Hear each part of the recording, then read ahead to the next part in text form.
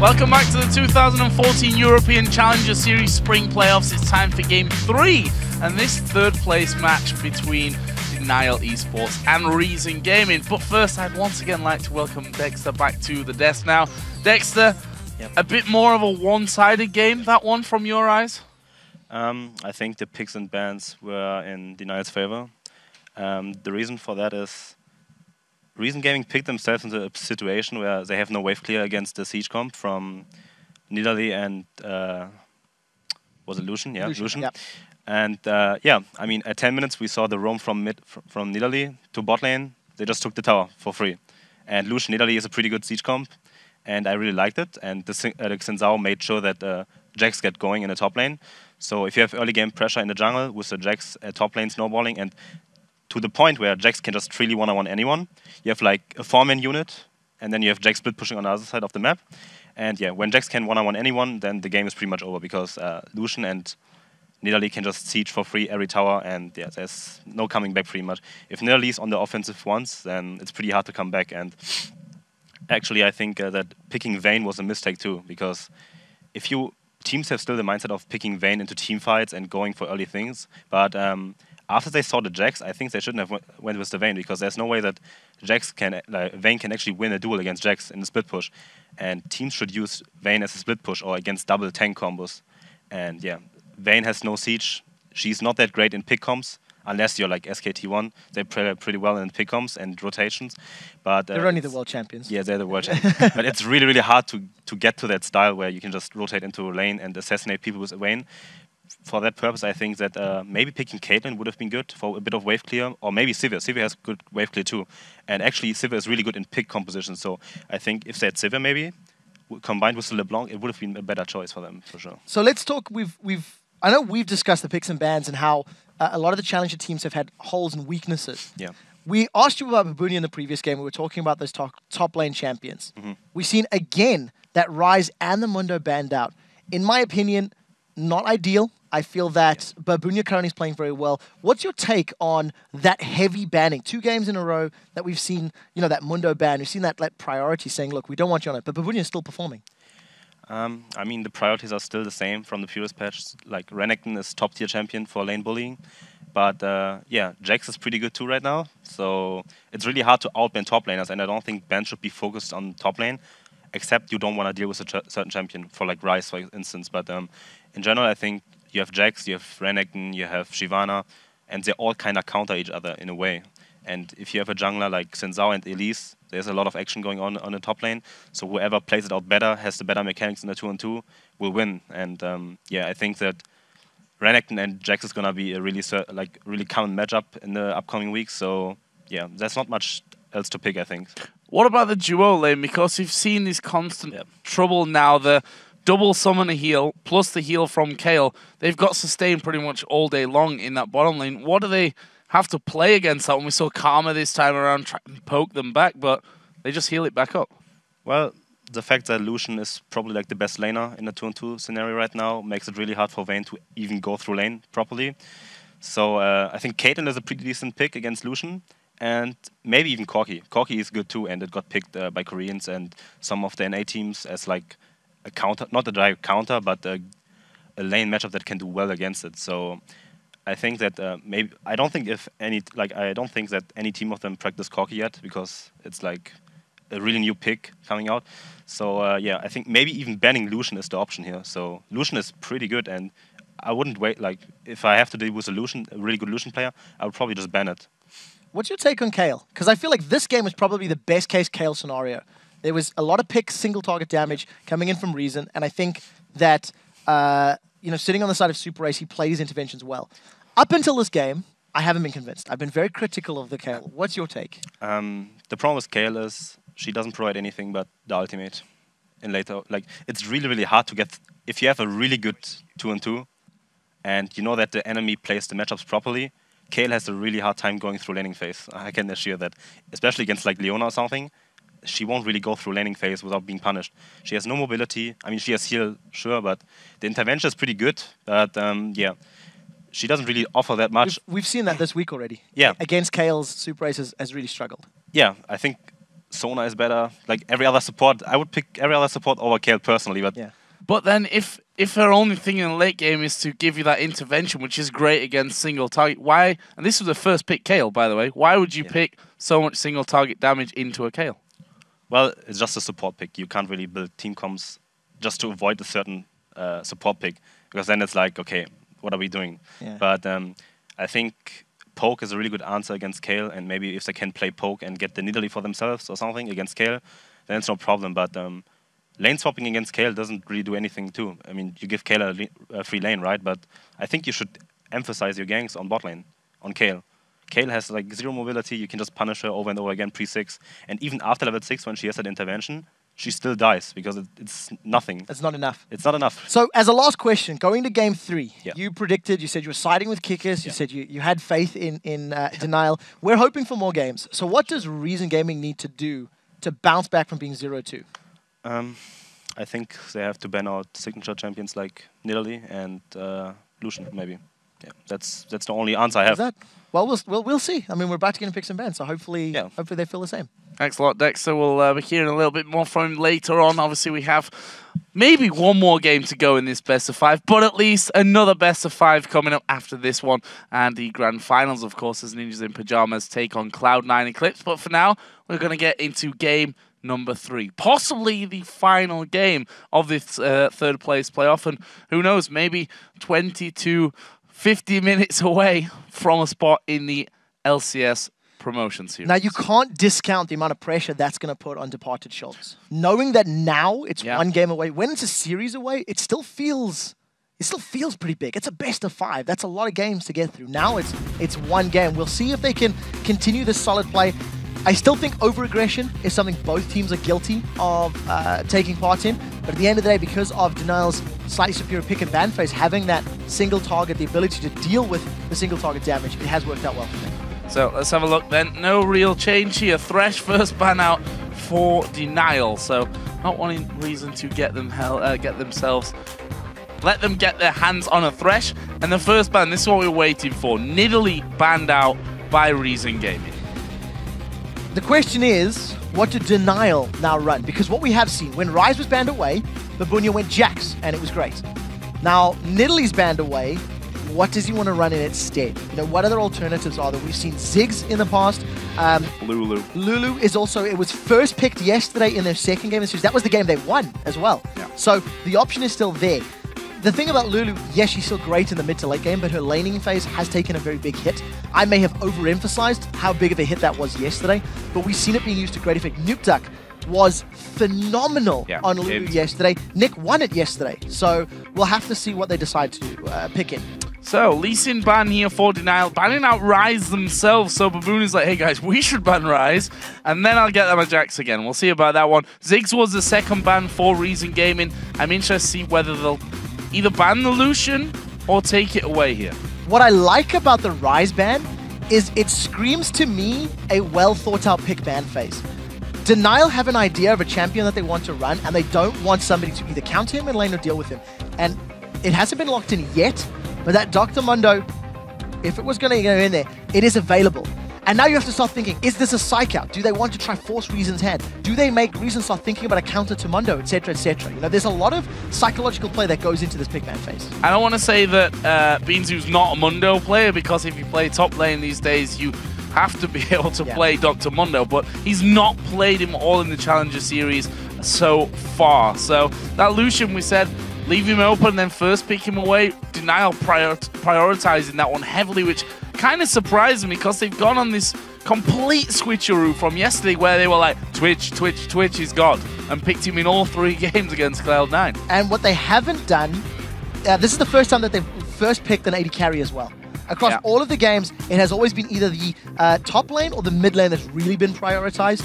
Yesterday, there was one instance of a Thresh, but that was because Super Ace's Kale was being so well countered by Voidal on Leona. So with this priority pick, it is something that Dexter pointed out himself and felt like it is such a bully, always has a strong laning presence, and scales really well into multiple comps. I think Denial are going to be happy with that first pick so far. Let's have a look here then what they go for next. LeBlanc and Xin Xiao were the picks, and we know how strong Xin is. He's another champion that's at 100% win ratio right now, 2 out of 2, not quite as many as some of the others there. It's not quite the Nidalee who's banned out this time around. We thought about Lulu. He was a choice yesterday, the only winner mid laner that they had in that best of 3 against Cloud9 Eclipse. See if they lock that in here. I have a feeling that they're gonna. So the thing for me for Reason at the moment, before we see what Denial lock in, is that they're going with the LeBlanc again, which makes you think that it was an executional failure on their side, not a pick ban failure. Anticipating either, you know, a mid laner like Lulu, for example, that's going to be a lane that's actually pretty even, I think, with the hits to Lulu in the early game. She's not going to bully LeBlanc quite as much, and you're going to have the option to roam, but I think we need to see Sencux actually roaming. He didn't have much of a presence on the map at all earlier, and we've seen roaming from Nick's Nidalee to a much greater effect. So we'll see how he decides to play it out. As you mentioned, that Lulu was locked in. Interesting to see how mobile they go in this team as well, picking up the Karma we saw back at IEM, you know, the teams that didn't have Sivir in there, that used the Karma support as that mobility. Whether they'll fall back then to have whether they'll put something in there in that top lane that's going to be able to just charge in there. Jungle, of course, completely open here as well for Kikis, but we'll see what Reason now are going to lock into this one. They've got the mid laner, they've got their jungler, so still looking for that AD carry. They've got the pick of the crop here, nothing banned out on that front, just Lucian taken away. I almost like the idea of a Vi coming in for Denial. We'll see what else gets locked in by Reason, but because you've got mobility from Lulu and from Karma to chase people down, if you put Vi as your jungler, Vi's going to catch somebody. There's nothing you can do about that. She will use Assault and Battery and get in there. But then because you've got Lulu to speed up a teammate and you've got Karma to speed up your teammates, they can follow through much more effectively. It's something that I like to see whenever you have Vi's engage supports like an Annie who's going to flash turbos, like a Leona who's going to go solar flare, or in this case, like a Karma who can speed up everyone else. And I quite like that engage. We'll see how Denial decide to play it out because they still haven't locked the jungle yet. And Mundo, who's just going to be in the top lane trudging along and throwing cleavers all day long to slow you down. And Twisted Fate. I mean, not believing it. We shouldn't rule out a Lulu top here, but I'm going to pretty much rule it out and say that's a mid lane. And Super A's, you know, he was the one that always hovers over Sona for about half an hour before they decide on anything. Switching up a few different champions here. With that Mundo that we've seen banned out in every single game so far against Babunia now finally open, we have to assume that that's going to go in for it. Yes, and we have to put a massive amount of expectation on this pick. If Babunia does not have the same level of control as he did with his Ryze or with his Jax, then he has tunneled on a comfort pick that may not be as successful at this level of play. The thing that I like about the Mundo in this setup right now is it creates a very big wall that is quite difficult to get past. Assuming that Mundo can pull resources onto him, maybe get some spells, maybe get the chains out of LeBlanc, that is going to then open up the team fight for Master Yi and for Lulu to come in. But the key is to not send in Lulu or Yi by themselves or alone, because they can get singled out and killed. Keep in mind that they picked this run-at-you composition against a Xin Zhao, who has the ability to kick you away. So there's going to be a lot of emphasis on Denial finding the right team fight, committing at the right angle, and not overcommitting, which is something they've been guilty of not doing correctly yesterday and today. So are we going to see beansu going back to his old favorites? Basically him and Wicked, they're like Irelia bros in Europe, you know. In fact, Wicked was watching yesterday, so he's maybe picking up a few tips from Beansu about how to play Irelia. Implying, of course, that Beansu's the stronger Irelia player right now. Hi, Wicked. But yeah, it will be Irelia this time for Recent Gaming. And again, we saw a switch away from Irelia, but going kind of back into that one. If we look back, I said it before, against Mouse Sports, the final best 3, both games against Nip. Game 1 here today. Really loves his Irelia. I like Irelia against Mundo in the early game. I like him in the laning phase. I like him up to probably level 7, level 8 even. With no Ignite, I think there's lower kill pressure once they both hit level 6. The one thing that I dislike is that Irelia's primary damage comes from obviously her auto attacks, from her heat and style, which applies the true damage. The only real counter to true damage is to stack HP, and that is what you will be doing on a Mundo. He's going to be building up the likes of a Randy and Zoman, maybe going the route of a Warmogs if he gets enough CS. So he itemizes exactly as his core items what will counter Irelia. The thing that Irelia has that Mundo doesn't, if Irelia gets to the back line with a Trinity Force and some damage, she is a threat to the squishier targets behind, I feel that Mundo is less of a threat because it doesn't have as much damage. So we'll see how each of these players work their individual strengths and weaknesses. Another thing we've got to consider as well is that Mundo is weak early on until he starts getting up towards that level 6 when he gets his massive regen and gets a bit tankier. We've seen how much of an impact Xin Zhao can have underneath that tower at controlling you. That's the time to shut down that Mundo. The one thing that I do like about Mundo with teleport in terms of his ganks is it is a lot more oppressive to get away from. If an Irelia dashes to you and she tries to stun you, and you can avoid that or you can mitigate that, the risk of her killing you is much less. However, there are so many infected cleavers that come out from Mundo. If he teleports to the bottom lane, you combine those cleavers with the root from Karma, that is a lot of CC that can keep you in place long enough to get Woolite to kill you. So here we go then. It is game number 3. Will it be the final game here between DNL and Reason Gaming? The winners, of course, going through to the LCS Summer Promotion Tournament. Well, we've said it before. You've just got to feel that they will be playing whoever finishes in the 6th position overall after that. They get first choice, and, well, if it was me, I'd be avoiding ninjas in pajamas and Cloud9 at all costs. Right now, Reason sat on this top side of the map, waiting for the Deathbrush gank, which has come in pretty much every single game apart from this one. So for the record, if anybody is playing Denial in solo queue in ranked 5s, 2 games on, 1 game off. I want to explain what that means. Every game 1 and 2 of a series, they will invade your tribush, and every 3rd game of the series, they do not. They did it yesterday. It didn't work out. It didn't get any advantages. They played passively and their opponents read it. They've done exactly the same thing here now. It means they're predictable. And if they're predictable, if you can figure out some trends in the decision-making, it allows you to find ways to beat them later on. Currently sat with 3 men on the bottom side, a couple around the middle as well. And on the other side, Reason like, please, come on. You do this all the time. You've got to be doing it this time around, but it's just not happening. Denial not going to be going for this one. If anything, it's just going to be Babunia throwing himself a briefcase into that one. In fact, he probably won't even do that. He's probably going to just catch sight of them coming around. Well, we'll see. Oh, this could actually be a little bit dangerous for him, but he sees that. Okay, beansu's there, Trashy's there. Okay, they're all here. I'm going to back away from this one. Reason Gaming moving in for the blue buff. We see instantly there that Denial have gone straight over to the enemy blue. Is beansu going to try and interrupt this one? I don't think he can. You know, now he can because it's going to be a one-on-one. So at the end of the day, Kikis, he had the support of his AD carriers and support, actually. So it would have been a very risky interrupt for beansu. He didn't want to go over-aggressive. And at the end of the day, it's just a blue buff trade. Teleport was used by beansu, so tiny advantage to Babunia as he still has his, but I'm anticipating he uses it at some point to get to the top lane sooner. Yeah, there's 2 versus 1, which means it's not, even if it's a 1v, if you 1v1 up there, yes, you can definitely dive the Mundo.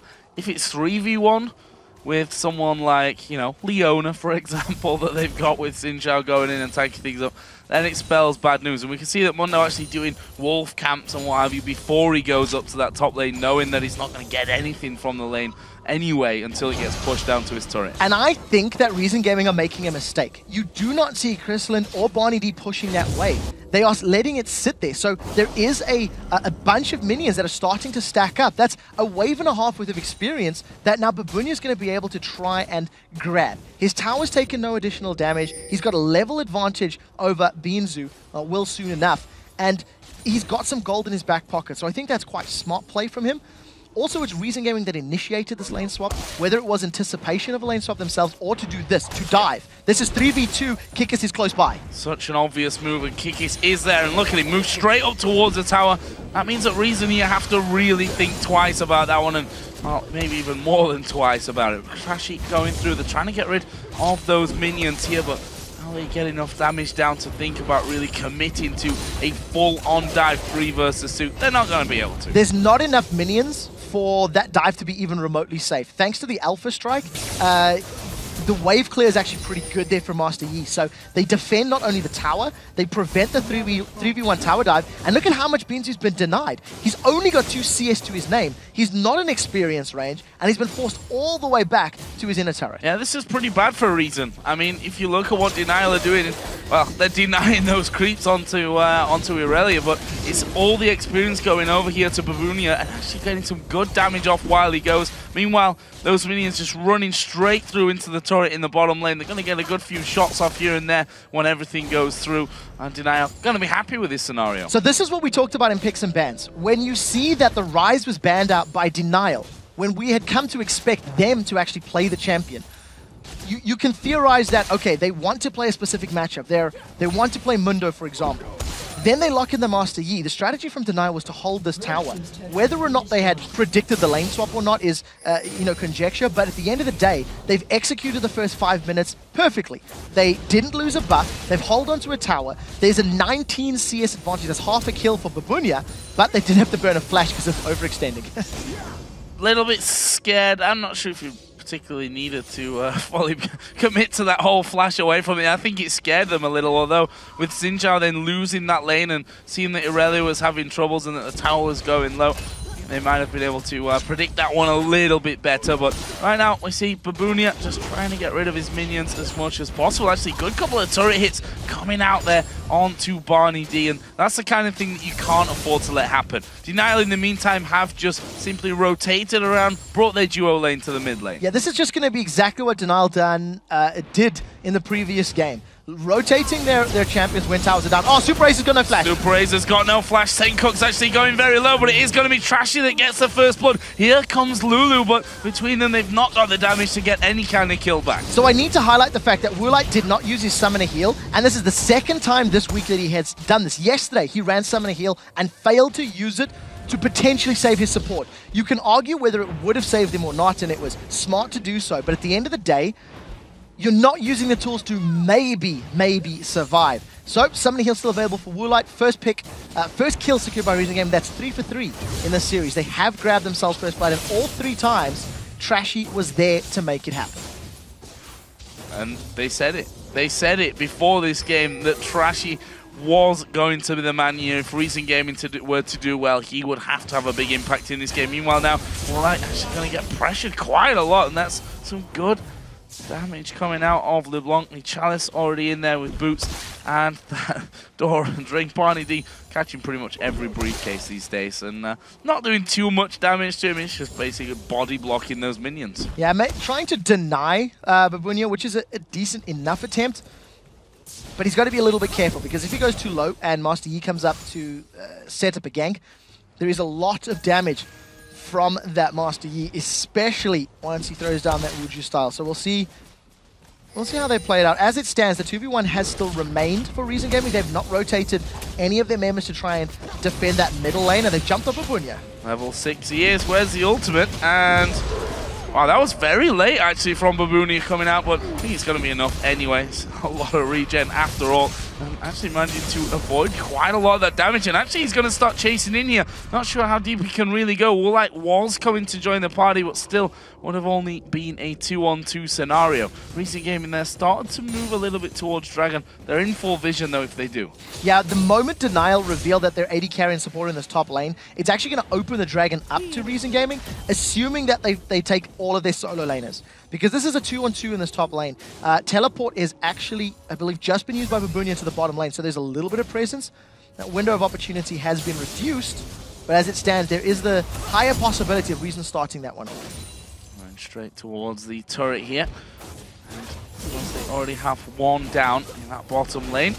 Fantastically played by Woolite and Super A's at the start of things. BarneyD getting closer to level 6 here, but still taking a fair bit of poke there, as we do see Irelia forced to flash away from Dr. Mundo. Yeah, Babunia didn't even use his ultimate. That was just straight, Burning Agony and landing cleaver after cleaver forces beansu away.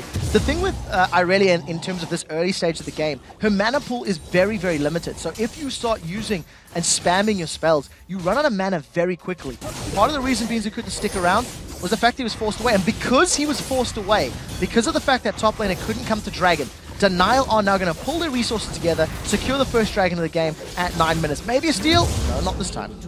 Not quite close. Sencux actually may go for Nick, and Just gets polymorphed up there, says, nah, you can't really jump at me, that's not going to happen. However, Trashy is coming around here. This is a very dangerous move. Actually dodging away from that one, but the exhaust is going to come down. They get the stun onto BarneyD. Will they get away? Yes, they will. And actually throwing the Colin back down, that's going to force them back off. Krislund starts to come in. Whoa, flashes away from the Piltover Peacemaker. That would have been a kill, I think, if it had landed. Overconfidence from Woolite to stay there, but now Sencux is trying to find a kill. I think he's going to be a little bit too late. The movement speed from Super Ace was good, and we'll see if he can get caught. He's going to throw everything he's got here at Super Ace, including the Ignite, and Sencux does get the kill. BarneyD came in just to make sure that that one was, in fact, secure, and he wasn't going to be flashing away from them.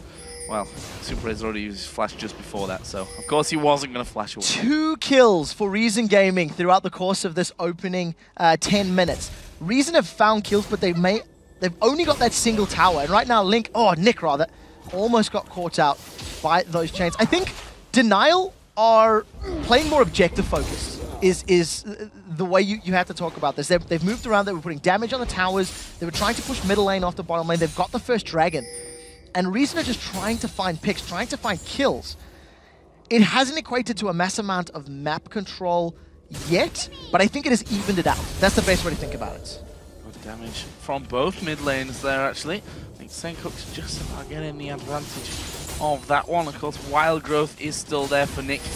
Possibly a secret weapon for him as well if Sencux comes in. Actually was just a little bit out of range of that one, as was Nick's Little Lance as well in the end. So, interestingly enough, nothing really landing out of that last encounter. We see that both teams starting to converge a little bit around middle.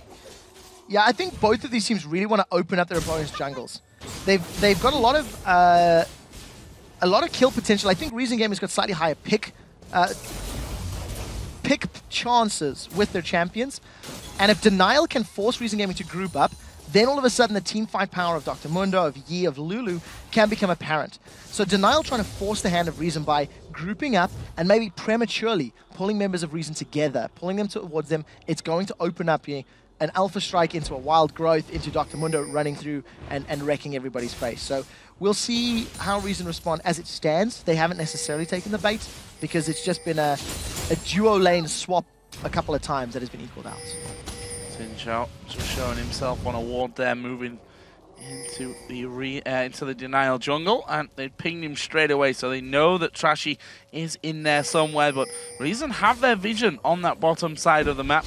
I'll be happy for that one. If we look at the CS here, interestingly enough, brought nicely back here by beansu against Babunia. 84 to 79 was a lot bigger before. It was. beansu was also left alone and uninhibited in the bottom lane for a period of 5 to 6 minutes. So that allowed him all the time that he needed to pick up that CS. We've seen Babunia rotating a little bit more. He's picked up Dragon as well, chasing down beansu. What I think I'd like to see from Reason is finding more picks. They've got Nick.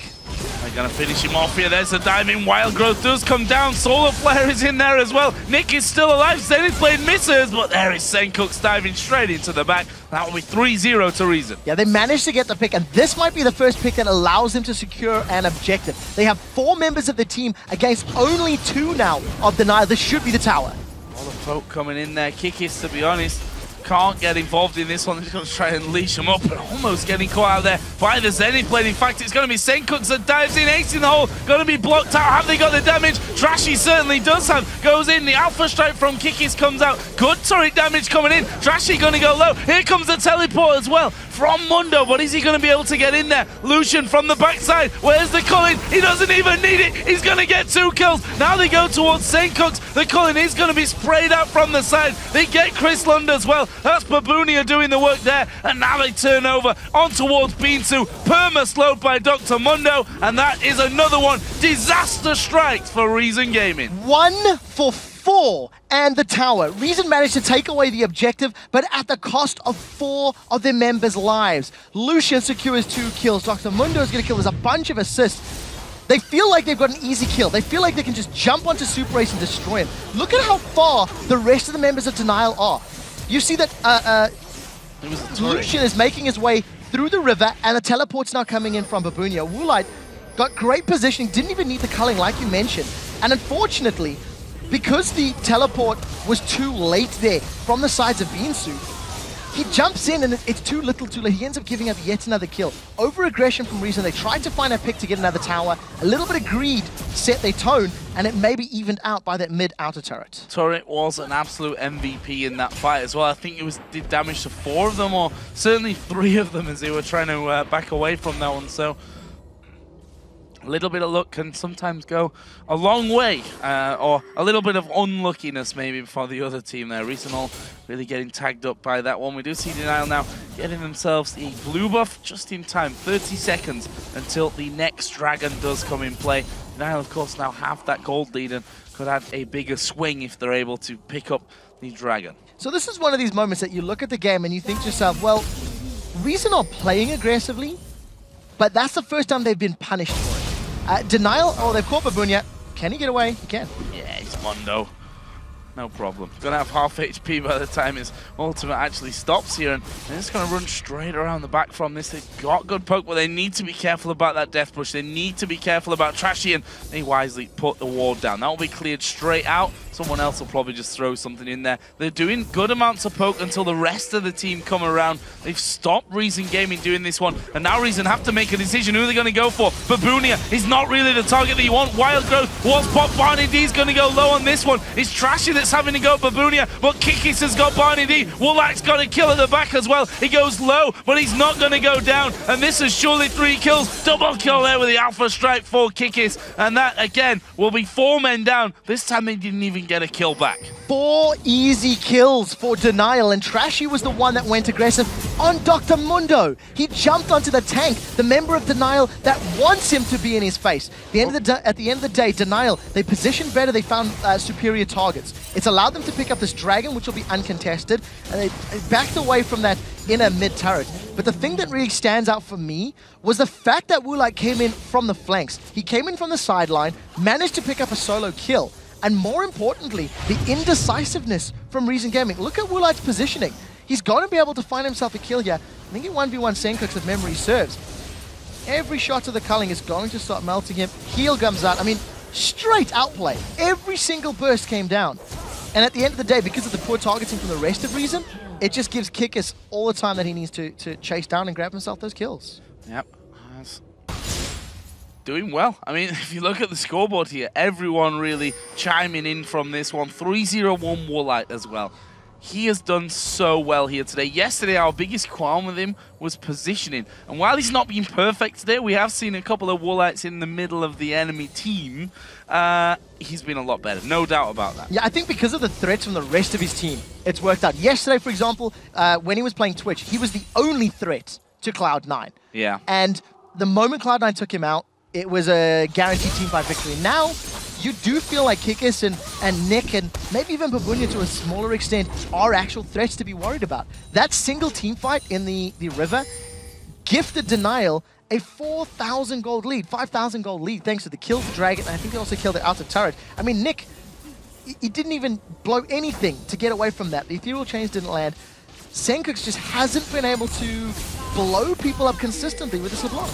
And that's a real danger for them. Actually, Super Haze getting hit here and actually going to flash away. Speeds himself up and says, no, you're not going to catch me today. Good flash from him. And to be fair, the solar flare from BarneyD was nicely landed, but the follow-up not quite perfect. This is bad news for Woolite now. He's out of position completely. Where's he going to go? He's got a ward on the top side. He's got Trashy coming in. He manages to get over to Baron, which is going to hit him. There is Sencux going in towards Super Haze. Is that the choice that he really wanted? I don't think so. And now they've turned around. They're going to have a go on towards BarneyD. The calling comes through. Kikis gets one. Can he follow through on towards Sencux? Rest of the team a little bit further off from this one, but they've done good damage. They forced Reason to back off. And just like that, Woolite, he's still going to... That's into 3. I think he's dead now. What?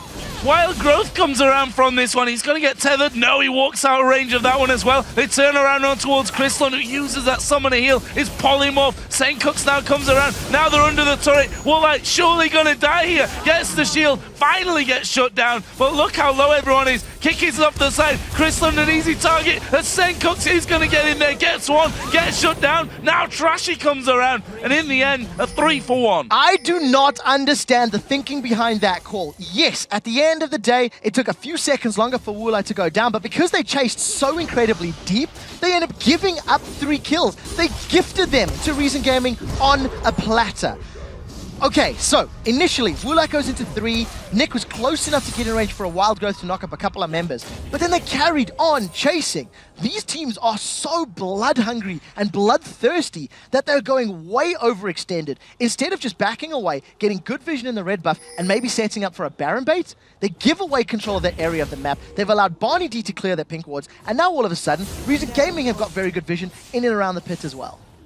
And just as I was praising Woolite for having better positioning, he's in the back of the Baron pit, baiting all his teammates into having a fight, and then he face checks even further into the next run. You know what it makes me think? When you look at something like that, I like to imagine, or I like to think to myself that maybe Woolite is the shot caller for the team. Maybe he's the one that is saying, let's engage, let's go. When you see an AD carry on the front line, he did have the support of Nick. You can't deny that. True. Was it a good call? That's an entirely different argument, and I don't think that it was. But at the end of the day, you know, Woolite is always... I mean, look at this. The rest of his team is sitting on the opposite side of the river. Especially when there's chilling. LeBlanc. He's face-checking a LeBlanc. He's either not afraid of this LeBlanc or so inherently confident in his Lucian ability that he's face-checking. And that's in the face of Leona. The cojones on this guy is insane. Well, to be fair, if you guys tuned in at the start and saw the initial video that we showed, it was Woolite himself who said, yeah, today we're facing Reason Gaming. It's going to be easy. And that was basically a statement. I mean, he's obviously a very confident guy at this stage. The thing is, you can't even really argue with him. He's 2-0 at the moment. He's 3-1-3 in this game. He's got more CS than his opposite number. His team's got, you know, that 5,000 gold lead. They've got more dragons to their name. The real test is now, how do they siege? They don't have that long-range guaranteed poke that they had from Italy, which makes the siege power somewhat less effective. And a burst from Sencux was good, not enough to kill Woolite. Not enough, and he's got that Bloodthirster, of course, to heal himself back up, working up to Trinity Force as item number 2. And if you look down, just to note the CS again, on every single front, except, I suppose we can say the supports there as well, because of the Relic Shield Face of the Mountain combo. They have a big lead. 180 to 150 in the Mundo versus Irrelic. 2 levels difference. Yeah, 2 levels between them. He's got a Warmogs and a Sunfire Cape. Was Nick actually going to call what? Shield on Lulu, not really taking too much damage as Kikis and Trashy gonna go head to head. Who's got the advantage in this one? I think Kikis felt it was Trashy that had the advantage, decides to back it off, have a bit of a meditate, and now they push up this middle lane again. Woolite, the big focus from this one as Babunia teleports into the Wraith camp there thanks to that wall. They want the inner turret in this middle lane. And when you look at the itemization from Babunia, he's got Sunfire Cape and Warmogs. And we talked about how Mundo's natural itemization is a direct counter to Irelia, and that's why he's doing so well in that matchup. He did burn his teleport to get to mid lane, whereas beansu still has his available. But look at the rest of the waves. Kikis split pushing top lane and using the culling just to get pressure and presence on this map. Well, we heard Dexter say earlier on that it's very possible that a Lucian ban is the best thing that they could do right now, because Woolite is looking confident. He remains confident at 3-1-3 and about to hit 200 CS. They're trying to poke their way in for this turret. Babunia is just going to stand there, tanking it up like Mondo does. Yeah, why not? Wild Growth is there if you need it. He's going to be able to use his ultimate for healing as well. This is the first time we've seen Master Yi being one of the primary split pushers, I would say. And we'll see how it works out. Babunia does pop his ultimate, Ignite is running, and nothing happens. I mean, Sencux is trying. He's really trying. It's just not getting him anywhere. Yeah, I mean, if he can't kill the AD carry outright, that's when you know you're in a little bit of trouble. If you can't get rid of him, and we saw actually a pure 1v1 earlier of Woolite and Sencux, and Woolite basically destroyed him. Yeah, every single bit of damage from Woolite connected, and unfortunately Sencux did not land. They're going to do a desperation Baron here. This could end very badly, but it does look like Woolite's backing away. Now, there's a pink ward being cleaned up, so does he cancel his recall, or are they that brave it's not going to happen? It looks like the rest of Denial are moving themselves towards that Baron pit. But yeah, as soon as they reveal the rest of Reason Gaming, there's, you know, it's guaranteed it's not happening. If we take a look at the gold difference, I mean, there's 7,000 gold between these two teams right now. You've already touched on the fact that the CS numbers are heavily in Denial's favor. The only challenge they have is getting a tower. It took them 3 waves to try siege that inner turret, and they didn't get it. Only they had it in Italy. Only they had in Italy. They've been in this position 3 games in a row, basically, and that Italy has been the factor that's allowed them to push through. I think it's going to go the same way. It'll just take a little bit longer because they don't have that pure bam, huge burst of damage onto a single target that they had when they have been Nidalee in there. But the fact is, Babunia can stand in front of the tower and just tank it up. Yeah, at which point, Reason has to just fight. Yeah, I agree with you, and I think that for Denial, the key is to force Reason's hand. And whether you force their hand under a tower by making Mundo the target, by making them attack you, or whether you force their hand by warding up and pulling them to Baron, pulling them towards Dragon, something like that. One way or the other, if Denial cannot pull Reason Gaming towards them, it's going to be more difficult. We do have to consider, you can also split push with Dr. Mundo and Mr. Yi. Master Yi. Wrong vowel there in the first word. So if Master Yi and Dr. Mundo can pull members of Reason towards them in the split push, that is definitely a way they can get in there. Oh, there is once again That's the it? pressure coming out. No, it's not. Shield from Super Ace and the heal coming out there. You know, see Woolite, he heals himself. This time Super Ace didn't use his, like, now you didn't heal me earlier on. You got to be confident that you've got enough health this time around. But it means he's got to back off, and it looks like Reason Gaming are going to try and force something here. In fact, he went back towards the Wraith camp, I think, to try and get some lifesteal back on them. Now that's the trick for Reason Gaming. If they want to bridge the 6,500, 7,000 gold gap and try get back into this match, they need to find picks. They've got a lot of single target damage. Let Aurelio Zinzao jump onto somebody, combo that with LeBlanc's burst, and finish it with Ace in the hole. That is how they find their gold difference and find the objectives they need to get back in this game.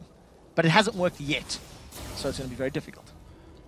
Big ward down in the Death Brush, but actually Karma Poke is pretty strong. Sorcerer's Shoes actually in there as well out here. Is he going to get caught out? They're going to go throw everything his way, but again, he's walking. The chain shield, they're going to finish him again. The shield comes in. This time they've done him, but Dr. Mundo is coming in the back. Mr. Yi is joining him as well, and they're going to go for Krislund. They managed to finish him off. Can they get through the rest of them? Who's the target? It's BarneyD. Here comes Lulu from the backside as well. The knockup comes in. It's Kikis that got the wild growth. Sencux is so low. BarneyD's going to sacrifice himself. Sencux goes down. That's an admission of defeat there. I think they stopped trying to run away. It's going to be an ace, a triple kill for Lulu, a 5 for 2. Reason Gaming needed to get the pick and then to back away. By sticking around, they open themselves up to this run-down champions of Denial. So they overcommit. Yes, they're about to kill Woolite, but look at this. Reason Gaming are completely split up. You had 3 members in the middle. Now they've grouped up. In the back line, they've left Krislund alone. They chased so deep to get the kills that they left their AD carry by himself. Now, as a smaller unit, even though they have a numbers advantage, the mobility from Yi, from Lulu, and from Mundo, in conjunction with their heals and, you know, the non-targetable Kikis when he does go for that Alpha Striker, Mr. Yi, he dodged the chain. It looked like LeBlanc was standing there, but the Ethereal Chain hadn't been juked away by the Alpha Strike. And it was just an easy rundown for Denial and their Mr. Doctor combo. Baron was taken there as well, I believe, straight away afterwards. We'll get confirmation of that one in just a second when I actually see anyone on my screen that could possibly have that Baron buff. They're not dealing damage yet. So there we go. Hey, there we go. So Woolite, yes, holding the Baron. So now they've extended that gold lead even further. And we touched on the fact that in previous fights, even if you like focus Woolite intensely, there's enough threats on the rest of Denial. They're going to do the same. There's a little bit of vision there, and with Babunia on the front line, I think those two, they could have 2v3'd. I actually think they have enough damage, and Hex Drinker, Bloodthirsted Trinity Force, and Woolite's gone for those Merc Treads, so he's going to get out of that route just a little bit quicker, and he's going to be able to start returning the damage. Denial, complete control. Now we need to see them sieging. Could have also just looked at the minimap and seen that Baron is in fact gone from there as well, so apologies for that one, camera guys. Doing a fantastic job. Push here from Nick and Kikis. Meanwhile, Dr. Mundo gonna push straight up that bottom lane. In fact, 4 men gonna join in. He has got so much health right now, Dr. Mundo. There's not much you can do about it as the Colleen comes through, and that is LeBlanc out of the fight. This is a turret. The inner turret in that bottom lane is going to be pushed as well. Irelia has to come back. Irelia can't do anything against Dr. Mundo, so instead Reason Gaming should just give up the inner turret, try force a 5v4 if they want to defend. Trashy jumps in with that audacious charge, but does nothing. He immediately has to back away. He doesn't want to get polymorphed. He doesn't want to take the damage.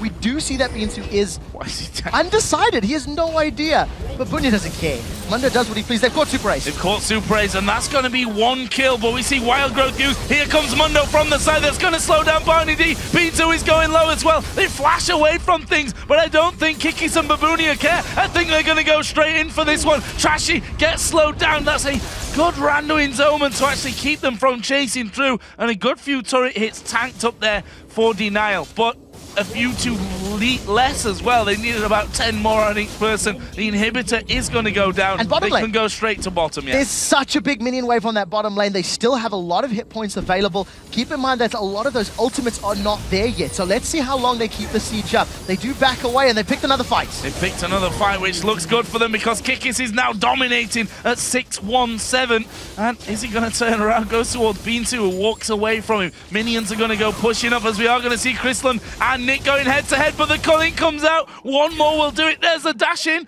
and Krislund's gonna... that was a good juke. Press B and juke all the skill shots. But gets down to the auto attack to the end. Trashy's gonna go down. They try and lock up Babunia, but he's Dr. Mundo with about 5k HP and actually survives in the end. He meant to put that on Mundo, but it landed on Kikis, and it's not a bad target after all, because he's just gonna dash straight in there. They're gonna go in towards the inhibitor turrets. Nexus turrets are going down here as well, and that is going to be game number 3, going to Denial, and more importantly, that is their position secured in the LCS Summer Playoff Promotion Tournament. Very well played by Denial. Throughout the series, they started slowly in game 1. They were much more convincing in game 2. In game 3, once they got a lead, they were in complete control. Very well played indeed. 3-0. No doubts at all about the performance. 3-0, and we have Dexter with us once again here. Dexter, as he said, you know, a slower start this time around for Denial, but again, once they get a hold onto the game, they don't seem to let go here. They'll push their advantage when they have it. Well, I have to say that after Reason Gaming got the mid lane tower, I was like, damn, they actually have a chance of winning this game, but they overcommitted at the... Like, they got the tier 1 tower. It's like the most important objective for pick comps, because after the mid tower is done, then you can just pick up wards in their jungle and then create picks. That's what you want to do with LeBlanc. And you have Irelia that was really strong at this point, split pushing, and she could one-on-one Mundo actually. And that's what you do. You just have someone split push and have the other 3 splitting 2 at the tower, and then you have LeBlanc waiting in the jungle to create picks from the targets that rotate. But they overcommitted after the first tower was down, and then they basically gave away their whole advantage. And yeah, Denial always picks up the first dragon of the game, which should not happen actually, I think. But yeah, Lulu is pretty strong. She was 6-2. I'm pretty surprised that Lulu hasn't been picked up that early in the European challenger scene that much since Nidalee was banned. But yeah, it worked out for them. I have to say, Master Yi 719. Are we any more convinced yet? Well, it was more Reason Gaming's misplay than a really good play on Kikis' part. But yeah, I mean, he did good in this game. You can't deny that. But I have to say that Reason Gaming misplayed the complete game, actually. And they had no idea what their win conditions are. And yeah, that cost them the game in the end effect. Yeah, and with that, of course, the 3 challenger teams are locked in for the 2014 LCS European Summer Promotion Tournament. The Ninjas in Pyjamas, Cloud9 Eclipse, and, of course, our new team in there, Denial, after picking up that game, will get their shot at making it to the league starting on Thursday, April the 24th. Yeah, and while we know the 3 challenger teams, the final LCS team in the tournament will be determined in next week's European Spring Playoffs. It's going to be the team that places 6th. So whoever loses their best of 5 will make it that way. So Dexter, if you were on a European LCS team that was in the bottom 2, if you're Millennium Super Hot Crew or whoever finished last in the playoffs, which teams would you pick and who would you be avoiding like the plague? Well, I know NIP is pretty good. I would avoid them at all costs, I think, because even when I have a good team in LCS, you never know, because they're really good. They went to Worlds. We had huge success on the European LCS last split. Their laner are top-notch, world-class level. Zoro Zero is arguably the best top laner in the western region, I think. Nuke Duck has like a really safe laning too. He just farms up, perfect CSing all the way. And yeah, they just play a really low risk game where you can't really have any possibility to do something unless you play really aggressive. And even when I like playing aggressive, I don't want to play against them, actually. So I would avoid them at all costs. I would probably pick either Denial or C9. Simply the fact that C9 doesn't have their jungler, the Ko, I think. He's too young to play in LCS. So I don't think they are that good. Like, I think he's the best player on the team and causes them a lot of victory. Like, he's the reason why they are so successful. And yeah, I think for me, it doesn't really matter what team from the two I get. I would just avoid Nib at all costs, to be honest. So let's take a step back and talk about Denial just before we talk about NIP and Cloud9, who will be coming up later. What do you think Denial need to do in the next 2 weeks to prepare for the summer promotion tournament? What do you feel is something that they did right and did wrong from the series and the games we've seen yesterday and today? From what I can see, they're a bit one-dimensional in terms of strategy. All they want to do is like they have high priority on Lucian and Nidalee. And if you take them away from them, then I have to see what they can play as well. So, and how well they play it. And I think they should prepare better strategically, and they should study opponents a lot and watch Korean games maybe and get the one or two things, because their vision game was really shaky. And yeah, I think if they practice for 2 weeks and work on their mistakes and communication, then they might even have a chance to get into LCS. Yeah. I want to throw the question the other way around. If you're these challenger teams, who would you rather play in the LCS? I mean, we can stay with Millennium and Super Hot Crew because they're the bottom two. They're the teams that we know are going to be down there.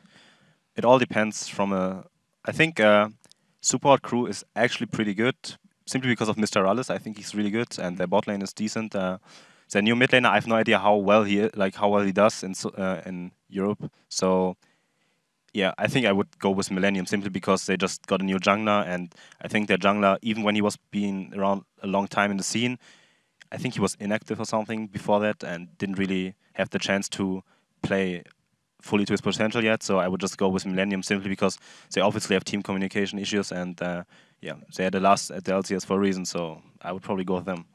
Well, we'll have to see who they end up playing. Yeah. I want to talk just a little bit about NIP. I know I, in particular, expect a lot from the team. This is a group of players that are praised and touted all the time, and when they fail to deliver, it shocks. I mean, it is. Whenever we watch NIP games, they play incredibly safe. They are not known for super aggressive, especially in early. They like to get mid-game. Do you feel that teams like Denial, teams like Cloud9, teams maybe like Super Hot Crew, if they play aggressive in the laning phase and get an advantage, is it enough to beat a team like NIP?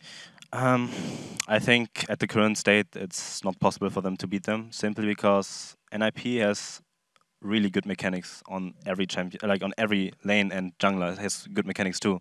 So from what I see is they just farm for like 20 minutes. They really love extended laning. And in Europe, extended laning is a thing. Like no one likes lane swapping or have like 4 tower down at 4 minutes, right? And I think it's really good for NIP to have this in Europe because everyone is playing after their game and they want to extend the laning phase as much as possible. They want to get the 3 items and then teamfight. And they will just outplay every team in skirmishes and teamfight, I think, simply because they have superior mechanics. So you were on a team with basically Lemon Dogs played the way that NIP plays here. So I'm going to ask you the question, how do people beat them then? Well, we saw what happened against Rocket. You just played a better late game. They just pick Kayle, outskilled mid lane, and then you play 1-3-1, for example, against them, and you have stronger laners on the sidelines, split pushing. And yeah, it basically is who has the better late game team. And if you just play safe and they don't commit, they don't overcommit, and you know a bit about rotations and what to expect from a team and what your win conditions are, then you might actually be able to beat them. Because if you have the better late game and your mechanics are like decent enough to match them, then you might even win them. Yeah. For a team like Denial, not overcommitting and chasing past towers would be a good start. Simply just picking better late game champions. I think that's what my strategy would be.